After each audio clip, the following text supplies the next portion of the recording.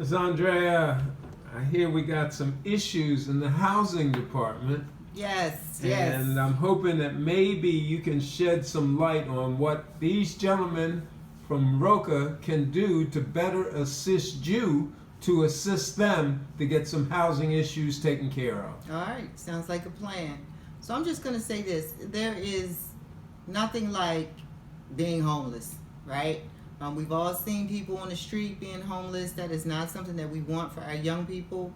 So I'm sharing this information so that you all can begin to, number one, start thinking about what is it going to take for you to provide for yourself, to provide a place for yourself, you, your significant other, your kids, whatever the case may be, before it comes to the point where you're calling me saying, Miss Andrea, I'm homeless, or I'm sleeping in my car, or I don't have anywhere to go. Housing options are different today than they were, let's just say, 10 years ago. Everybody thinks, oh, I can apply for Section 8, I can apply for public housing. Section 8, they have a new program now. It's not called Section 8, they call it, Housing Choice Voucher Program. Well, just to let you know, there are 13,000 families on the list.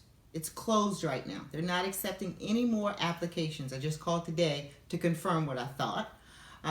But when they are open or when they are taking applications, they only select maybe a few, 200, 300 each year.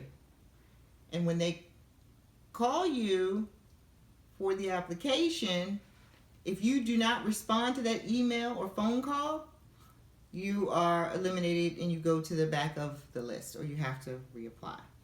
So that being the case, I have built some relationships with several landlords in the city. Some rent rooms. When I talk to people, young people, about renting a room, they shrug their face, they have an attitude, they don't want to do it. And I say this, you have to crawl before you walk. Renting a room for a time period is not a bad thing, right? Better than being out on the street, better than sleeping here, there, and everywhere. It's COVID out here. People aren't letting you in and out of their house like they used to before. So, you might want to rethink being in a room. The other thing is, I don't know that everybody has a realistic idea of how much it costs to rent, right? So you have high-end rent. You can rent $1,200 for some houses in the city. You can have people can pay $1,200 in rent for an apartment, depending on where it is, right? So when people call me up and say, Miss Andrea, I need to move, I say, well, my first question is going to be, what can you afford? So you need to have a number. You can't just say anything, oh, it doesn't matter. It does matter. Because number one, I'm not going to let you live in some decrepit, rodent-infested place. That's not living, right? So you may need to be able to have to save some money to be able to afford that monthly rent, whether it's $500 a month for a room.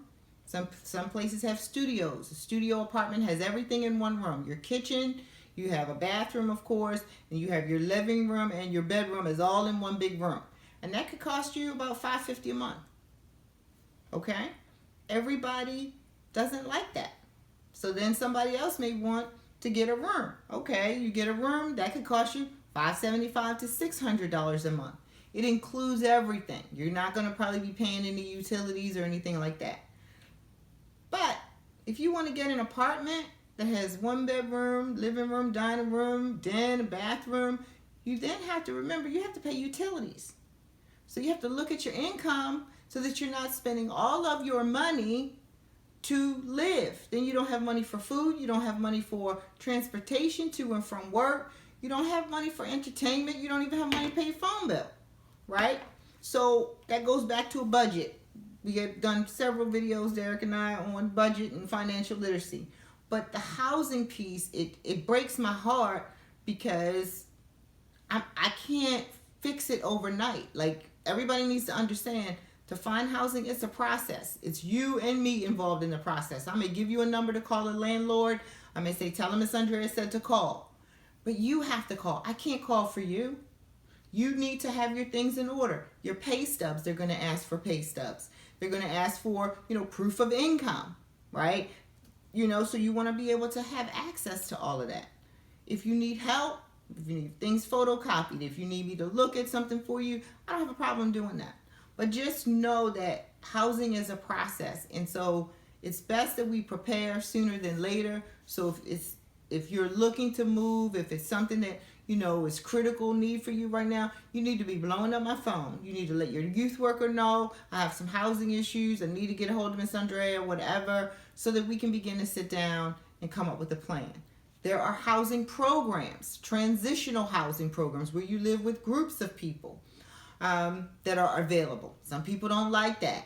That's too much like prison. I beg to differ, right? I just beg to differ. It's not prison again. It's a small step.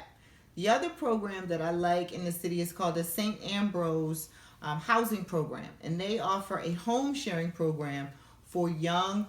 They want to consider you homeless young people in the city. I think they go up to age 23, if I'm not mistaken. And you would be sharing a house with somebody who signed up to be a volunteer to share their home with a young person. You would have access, your own key. You may or may not have your own entrance to the house, but you would be sharing a home with someone. And they interview you. They interview the people who are opening up their homes, and then they match you with that person, right? So they're just not throwing you somewhere. So that's an option.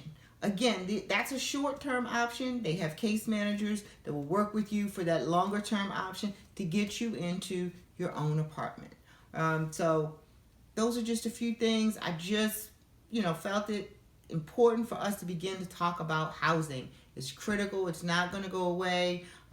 Section 8, it's not the answer. So that's really not the go-to anymore. So we really have to begin to look at other options. Do you have anything else to add, Mr. Derek? No, I just want to thank you for that, for getting us started, and I'm sure we will revisit this again very shortly with some additional videos with information that you guys can use to help move you along on your housing quest.